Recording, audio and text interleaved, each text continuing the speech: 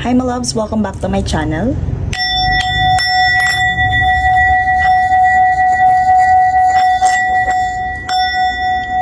In today's reading, we will going to channel some love messages from the spirits and also from your person. And before tayo mag-start, I would like to invite you to follow our other social media platform like IG account. And if you feel resonated with my energy, meron po tayong mga available po na crafts, cleansed, blessed, and enchant with our own Reiki healing energy. And available po yan sa ating shop, na one and only shop na nandyan lang po sa ating link. Okay, so much better po if ever na you are interested, dun po kayo sa link na yon lang mag-click, kasi po meron pong mga ibang may mga ibang shop na kumbaga yung para pong hindi ko alam kung ano yung tawag doon, pero kamukhang-kamukha siya ng ating mga products and hindi siya legit, in other words. So, para mas safe po, dyan na lang po tayo sa ating link. Okay, let's read the energy first. Let's read the energy first.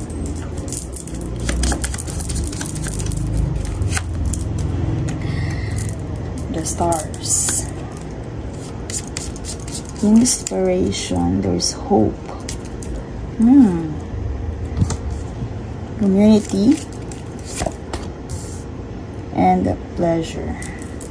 Okay, I feel that some of you, some of my collectives are feeling hopeless right now. And since this is love reading energy, I feel some hope. So meron, kasi kung papansin natin, yung spark dito ng stars is maliliit. Kung mapapansin natin, yung spark dito ng stars is maliliit. And look at the fire dito sa ating bouquet. I also feel na so merong spark na mangyayari, merong little hope na parang kumbaga darating sa buhay mo or sa inyong love. If you are single, yes, may little spark na kumbaga sisibol and magli-leads dito sa sabihin nating passion and energetic love relationship. And if you are in relationship, andito yung you become more inspired sa pag-aalaga mo sa iyong relationship because of the star card. And dito sa ating garden, napakaganda ng there are blossoming, there are communication, there are connection na magi-spark, na magkakaroon because of the community here, the garden. Okay, may sisibol na panibagong connection, na panibagong communication. And if you are in relationship, blossoming. There are, sabihin nating, abundance na darating and blessings na darating sa inyong relationship. You also feel the celebration here because of the community. And it can signify also as gathering, community gathering. So, andito yung gathering. I feel some of my collectives are going to invite sa isang gathering. Andito din ang teamwork. Some of you, may tendency itong spark ng hope na to ay magmumula sa isang gathering. Maaaring group of friends or group of or certain events na magbibigay ng hope. And kung mapapansin natin, yes, dito sa garden na to, nandito din yung bouquet.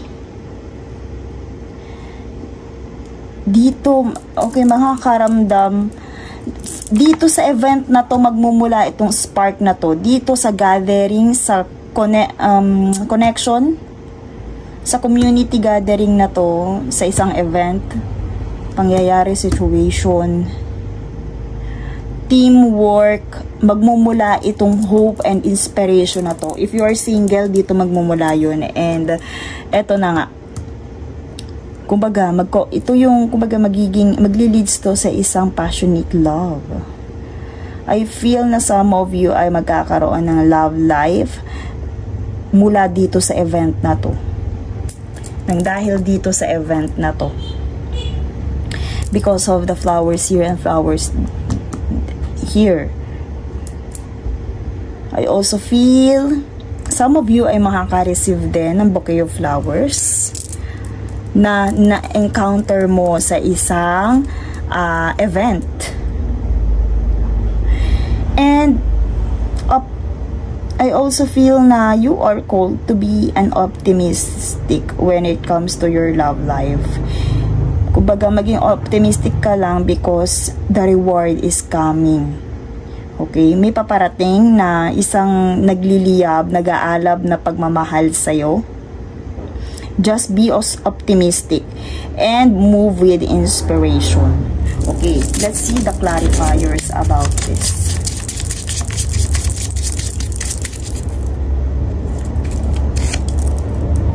Engagement ring.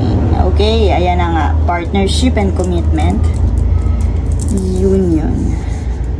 Some of you dito nga, there's a hope, there's a hope na maaari ito yung blessings din sa'yo, the hope and inspiration. Magkakaroon ng little spark when it comes to union and completion. Okay, ayan, girl talk. Sabi ko sa inyo, di ba kanina, connection and community, or so the teamwork, and look at the clarifier card. Girl talk, or sabihin natin mga bonding with your friends, time with friends, living in the moment, having fun with your friends. So, may tendency nga na your love life, or yung sabihin natin, yung one na magiging ka-commitment mo, or partner mo, right? Magiging partner mo dito sa spark na to is magmumula sa isang gathering and event with your friends, with your workmates. Na kumbaga, yan, dito magmumula if you are single. And if you are in a relationship, I also feel the celebration and gathering na involve ang inyong relationship. Okay, then I also feel this time, ito ay isang stable relationship. The permanence card is there because of the palm tree. And this time, this connection is very secured. Okay? Iba siya sa, kumbaga, andito yung reward andito yung pleasure. Kumbaga, iba yung stability na meron ang relationship na to. I also feel that this relationship is guarded with your angels because ito yung nakapapalibutan kayo ng mga matatatag na puno. And kagaya ng sinabi ko, if you're in the relationship, these events, this gathering will bring security and stability and also permanence. I also feel na some of my collectives na in relationship, magkakaroon ng engagement or marriage, pwedeng yun, because nandito yung permanence. And if you are single, I also feel na ito na yung the one because of the stability and permanence. Iba siya dun sa mga nakarelasyon mo kasi andito yung security kumbaga ito ay stable connection na.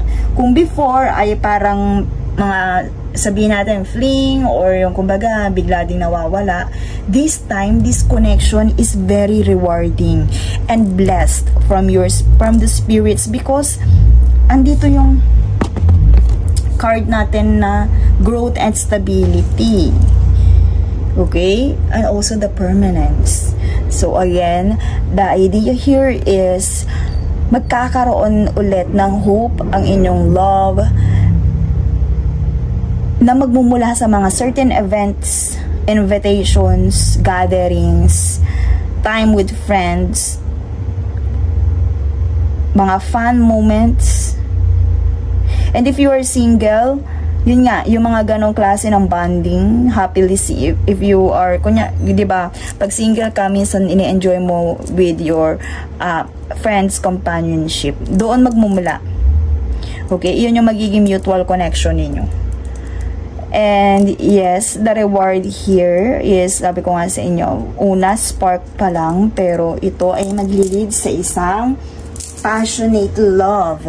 And nga, it can be blessings from the spirits because yung connection na to ay iba sa naging connection mo before because of the growth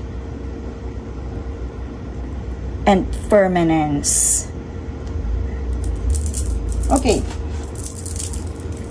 So, I feel that meron, if ever na meron na nagpaparamdam sa inyo ng hope or meron na nakaka-inspired sa inyo, let's see their message. Okay, message from this person. Yung magbibigay ng inspirasyon sa iyo na to. Okay. Message from your person and also their higher self.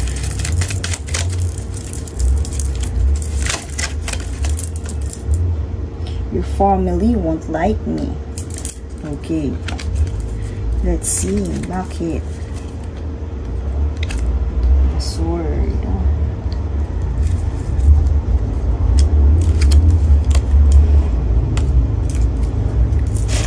Okay, I feel that this person needs more confidence. And, kumbaga, sabihin natin logically, iniisip nilang hindi sila fit sa'yo. Some of your, sabihin natin, this situation is, sabihin natin, maybe kilala ka na ng taong to, because eto, your family won't like me. Maybe na-analyze ka na din nila yung standing mo sa buhay. And I also feel na yun, ina-analyze ka nila because of this sword card. Na-analyze pa nila yung, kumbaga, pagiging fit and compatible nila sa iyo. And yes, kumbaga, kailangan pa nila ng maraming confidence. But, ito my loves, if the person, kumbaga, mahirap kasi mahirap makipag-deal sa mga taong kumbaga, love ka nila pero hindi nila kayang ipaglaban yung feelings because of losing confidence, low confidence, ganun. Kumbaga, nasasayang yung love because hindi nila ma-express yun. So, mahirap mag-base sa mga ganun klase. May tendency na iyan ay maging limbo energy. Kumbaga, yung mga hot and cold kasi meron silang, hindi sila makahugot ng lakas ng loob.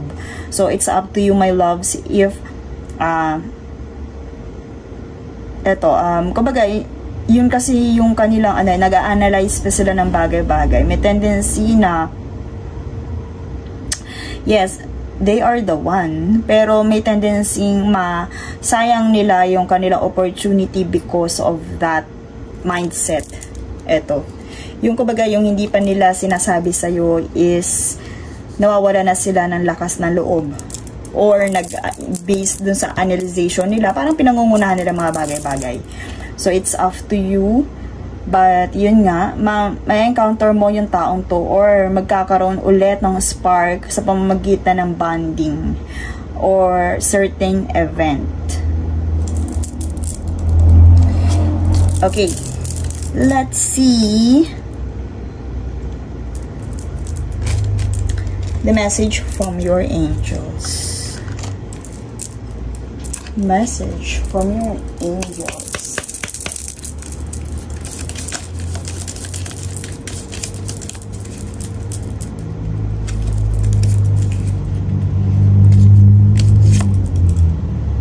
Okay. close your eyes and tell yourself that you deserve to feel joyful. You can allow joy into your life regardless of the circumstances you currently find yourself in. Okay, my loves, I feel na sabihin natin ikaw, I feel na you are a homebody. Yeah, not to the point na judge ko yung pagiging loner, or dito kasi your spirit guides wants you to feel more joyful.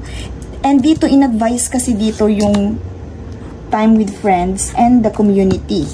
So, I feel na it's time for you to have or to enjoy life outside.